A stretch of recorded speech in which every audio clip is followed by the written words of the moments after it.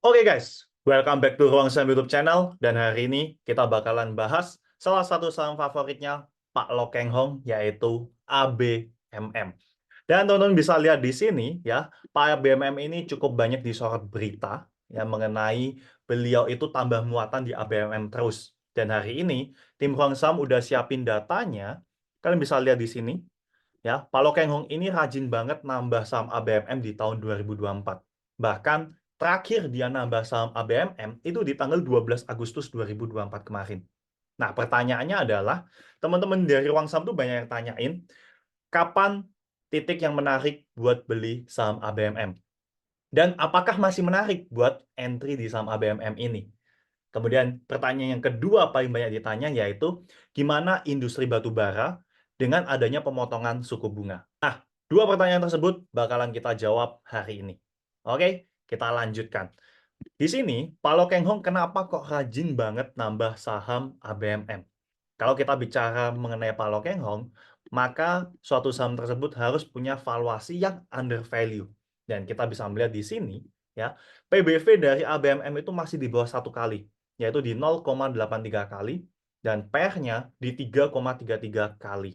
Ya, ini bagus banget. Kemudian kita juga bakalan melihat, ya, tim itu udah siapin, ya, gimana sih hubungannya antara pemotongan suku bunga The Fed terhadap industri batubara. Di satu sisi, kita melihat ini bakalan jadi katalis positif buat industri batubara. Kenapa? Yang pertama, dengan The Fed memotong suku bunga, ya, dia akan meningkatkan pertumbuhan ekonomi, yang otomatis permintaan energi termasuk batubara itu bakalan naik. Yang kedua, nah, penurunan suku bunga ini bakalan melemahkan nilai US dollar. Yang di mana komoditas seperti batu bara itu biasanya dihargai dalam dolar. Nih, indeksnya ya, kalian bisa lihat coal US dollar per ton. Nah, ini bakalan menjadi lebih murah bagi pembeli luar negeri dan tentunya bisa meningkatkan permintaan dan mendukung harga batu bara. Tapi salah satu yang perlu teman-teman ingat dalam kondisi kali ini adalah dengan The Fed memotong suku bunga, katalis positif buat batu bara, tim Huang Sam itu baru bisa melihat dalam jangka pendeknya aja. Oke? Karena kan saat ini The Fed tuh udah lama banget nahan suku bunga. Nah, ketika besok dia memotong suku bunga, tentu saja itu bisa jadi katalis positif. Tapi ingat, dalam jangka pendek. Dalam jangka panjang, masih banyak faktor yang bakalan mempengaruhi harga batu bara. Oke? Kemudian teman-teman juga bisa lihat di sini, ya, harga batu bara dunia juga kembali naik. Kemarin bahkan bisa break last high, ya, di bulan Mei itu terakhir di 147, ya. Nah, kemarin dia itu udah sempat sentuh 150. Nah, tim masih melihat kalau memang permintaannya naik, ya otomatis harga batu bara juga bisa kembali naik. Mungkin dia bakalan mencoba untuk testing resisten di 160. Kalau ini terjadi, tentu saja ini bakalan menjadi good news buat saham batubara. Nah, bagaimana dengan analisa teknikal dari saham ABMM? Di saham ABMM, teman-teman harus perhatikan, ya, sebenarnya dia punya beberapa resisten yang cukup kuat. Nah, kalian bisa lihat, ini adalah resisten dari ABMM. Dan salah satu hal yang teman-teman harus perhatikan adalah resisten ini cukup kuat. Tahun 2023 bulan Oktober, ya, ini sempat mau di-break tapi gagal, ya. Kita tandain dulu. Kita tandain pakai ini ya. Nih. Ini gagal. Kemudian di 2024 ya, 2024 bulan April ini juga mau di-break, masih gagal. Bahkan kemarin Juli sempat mau di-break tapi masih gagal. Nah, ini yang menandakan bahwa resisten dari ABMM ini masih cukup kuat. Ya, ini akan menjadi salah satu penghalang buat ABMM kembali naik. Oke, itu buat resistennya. Kita cek buat supportnya. Support ABMM, kalau kita cek di sini, maka dia punya support di sini. Oke, ini untuk tren jangka besarnya, guys. Ya, ini untuk tren jangka besarnya ya. Nah, supportnya cukup kuat ya, beberapa kali sempat dites di sini, masih kuat rebound. Dan di area ini juga kemarin masih kuat untuk rebound. Ya, ini buat tren jangka besarnya. Ya, kita masih bisa melihat dengan tren seperti ini ya ABMM termasuk dalam fase sideways. Tapi kita butuh untuk masuk dan cek lebih dalam Ya, gimana dengan tren jangka pendeknya? Oke, kita remove dulu. Dan di sini kita bakalan melihat bahwa sebenarnya secara resisten itu masih mirip. Ya, mirip dengan tren jangka besarnya. Dan supportnya itu, kalau kita pakai diagonal line, akan berada seperti ini. Nah, saat ini, ABMM itu udah beberapa kali lagi testing resisten. Ya, ABMM ini udah beberapa kali tes resisten. Tapi masih gagal. Oke, dia udah tes resisten di sini tapi masih gagal. Oke, kita gambarin resisten selanjutnya dan target kemungkinan ABMM bisa naik. Oke, di sini ada target 1, dan di sini akan jadi target 2 buat ABMM. Nah, tim melihat sebenarnya buat kondisi saat ini, kita bakalan prefer wait and see dulu dari saham ABMM. Jadi, jangan buy dulu, tapi kita lihat dulu kemana arah pergerakan saham ABMM. Kalau memang ABMM ini bisa break resisten,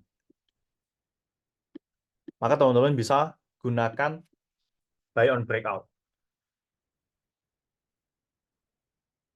Tapi ingat, ini cuma buat teman-teman yang punya high risk profile. Oke? Tapi karena kemarin dia udah sempat gagal testing resisten, maka ada kemungkinan dia bakalan kembali untuk testing support. Ya, dia punya potensi buat kembali testing support. Kalau bisa teman-teman dapetin di 3.700, itu bakalan jauh lebih aman. Dan teman-teman bisa lakukan yang namanya buy on support. Nah, ini bakalan lebih menekan yang namanya resiko. Oke, kenapa? Karena nantinya secara risk and reward, kalau misalnya kita dapatnya di 3720 aja, maka teman-teman untuk ke target pertama kalian udah punya reward itu sebesar 11,56%. Dan resikonya kita bakalan taruh di bawah 3.600. Ya. Maka kalian bakalan punya resiko itu cuma sebesar 3,49%. Ya. Risk and reward-nya bagus, ya, 1:3,3, dan ini cukup aman. Tapi ingat, gimana kalau yang terjadi itu buy on breakout? Kalau yang terjadi buy on breakout, maka teman-teman akan punya profil resiko itu jauh lebih besar.